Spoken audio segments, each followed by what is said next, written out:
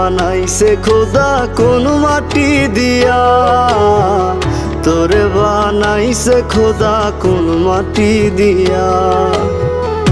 আমারে বানাইছে খোদা কোন মাটি দিয়া, তোরে বানাইছে খোদা কোন মাটি দিয়া।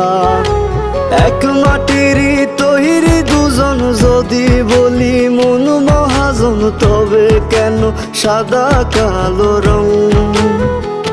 ও এক মাটিরই তৈরি দুজন, যদি বলি মন মহাজন, তবে কেন সাদা কালো রং?